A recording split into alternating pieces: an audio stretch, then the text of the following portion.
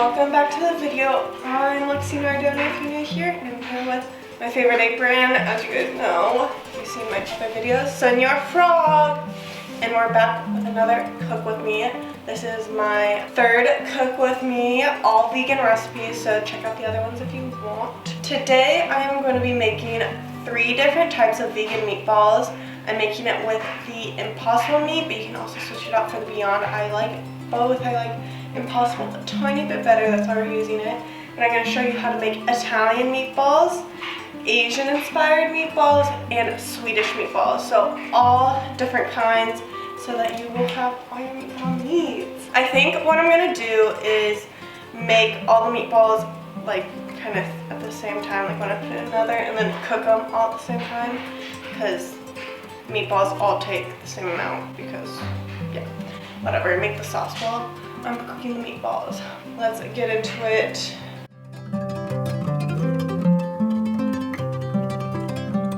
Okay, so I separated the meat. I used 2 packages, so about 24 ounces, and I just split it into 3.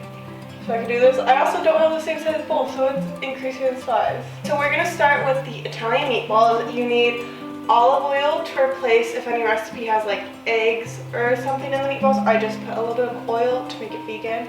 You need breadcrumbs, salt, oregano leaves, and then a bit of garlic and onion for the meatballs, as well as the sauce.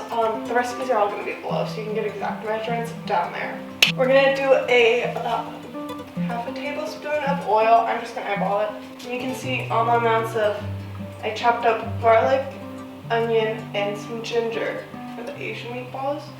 So this recipe calls for 4th cup onion. This is about half recipe. Make sure to save some for the sauce. You also need a bit of the garlic, so let me put a bit of that in there. And since I'm putting this recipe in half, I only need a 4th of these breadcrumbs.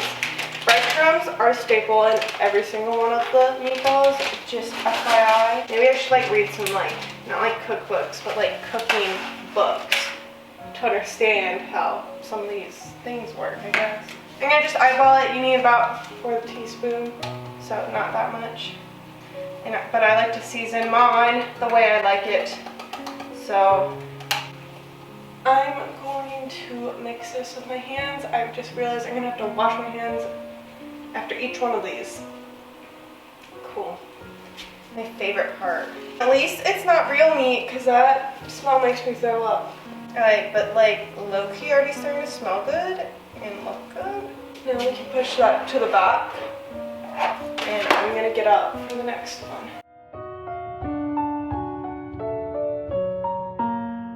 Next we have the Asian meatballs. That's what I'm gonna do next. What do we need? We have some sesame oil, and then, you know, regular olive oil to replace the egg. Got breadcrumbs, and then I think ginger and garlic is the other 2. Let me make sure. You can add green onions. I do that sometimes, but I'm gonna use it as just for the garnish in the sauce, because sometimes it can be too much when you also put in the meatballs. So yeah, let's get going. So you're gonna put a bit of garlic and then about half of the ginger you cut. I eyeball this.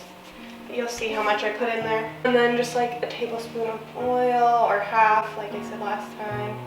And then for the sesame oil, you're gonna add a bit more than what you added from all the oil. Not too much though, this is very pungent. And then how much panko crumbs? Same amount, 4th cup.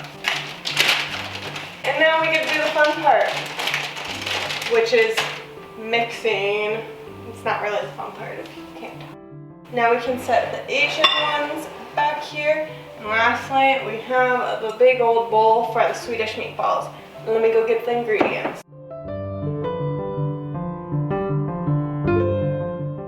So for the Swedish meatballs, you're gonna need breadcrumbs, oils to replace the egg, salt, pepper, parsley, nutmeg, and then it asks for allspice, and I don't have allspice, so we're gonna do a combo of nutmeg, cloves, and cinnamon, which makes up allspice, and then a little bit of garlic and a bit of water.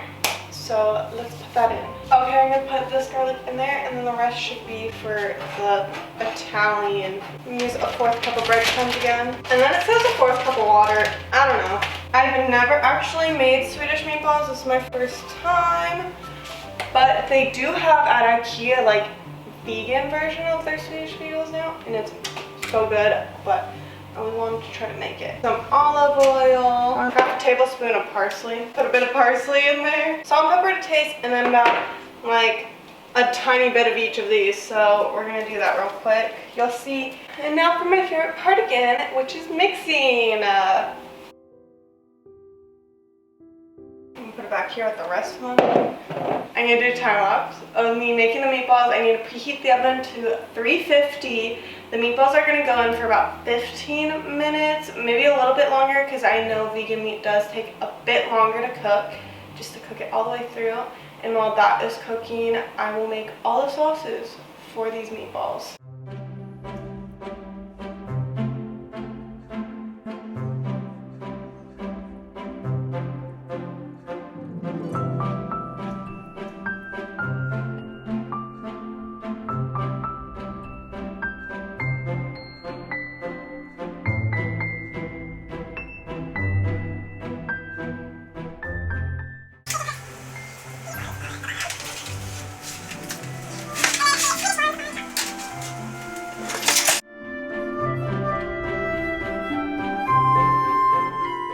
Okay, so the oven is heating up. I formed all my meatballs over here.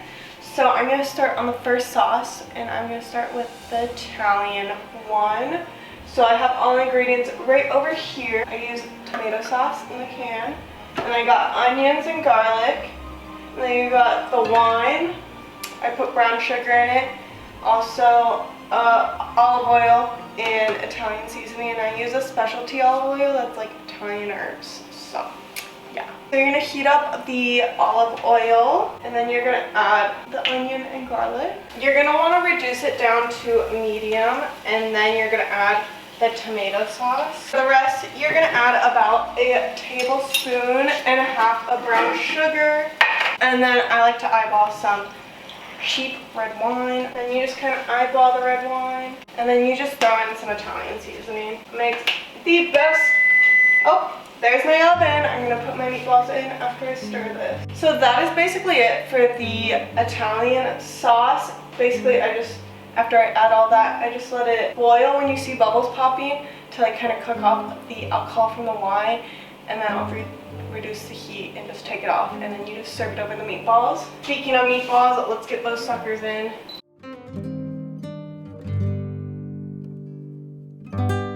We are moving on to the Asian meatball sauce.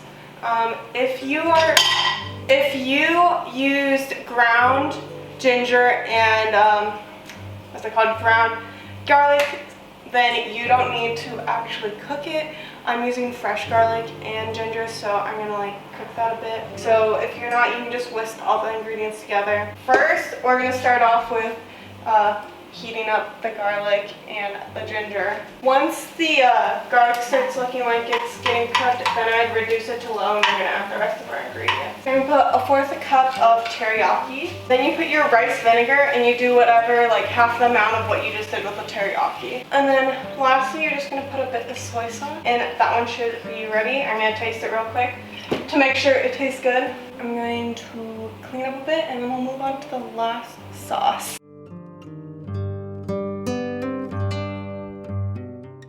Okay, we're back for the last sauce, which is the Swedish meatball sauce. I'm excited to taste these meatballs to see how they compare to the IKEA ones, because those ones are pretty. First, you're gonna be making like a roux thing. I don't know. It's when you mix like butter or oil with flour to make like a paste. So I'm putting some vegan butter in there. You're gonna need half a cup of vegetable broth. So I just added a cup of vegetable broth. We're gonna do a tablespoon of some soy sauce, or you can do liquid aminos. You can do 1 cup of any plant-based milk you like. I'm gonna do soy milk, half a teaspoon of Dijon mustard and red wine vinegar in here, as well as salt and pepper to taste. I'm panicking. Okay, I'm gonna grab a whisk. I am going to grab a whisk. Whisk, where is the whisk? I don't want this big whisk, there we go. I'm going to whisk this until it's perfect. And you will heat this until desired consistency. The roux will actually thicken the sauce. Alright, I'm going to come back to you when the meatballs are ready.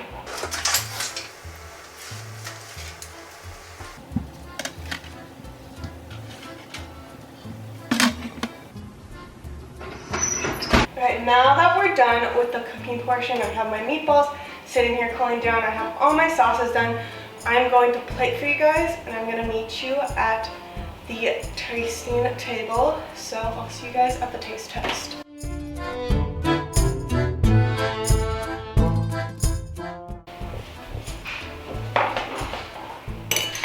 We are here at the taste test.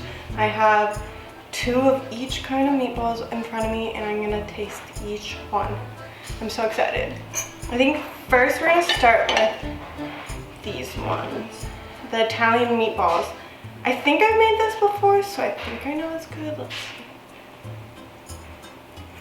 Those are 10 out of 10. Classic Italian meatballs, so good. Can't even tell that they're vegan. Alright, we're gonna switch to the Asian meatballs, but first I'm gonna cleanse my palate. I've had vegan Asian meatballs before, but I haven't tried making them at home, so let's see. I added some green onion on top. And those ones are also a 10 out of 10. So good. I'm not gonna rank these because they're like good in different ways. They're different. That's Italian, this is Asian. Okay. And now we have our last one, the Swedish meatballs. They're probably a little bit less than IKEA. Probably still like a 8, 9 out of 10. Those are good Swedish meatballs. You can taste the nutmeg in it. It's good. Oh my god, all of these are amazing. All of these recipes. So definitely try all these meatball recipes. You got one from every cuisine. You got Italian, you got Swedish, you got Asian fusion, basically. But yeah, I hope you guys enjoyed this video. This is definitely my favorite cook with me so far. We tried different cuisines all in one video. I hope you guys enjoyed, and make sure to send me pictures if you make any of the food that I show you how to make. And I'll see you guys in the next video. Bye!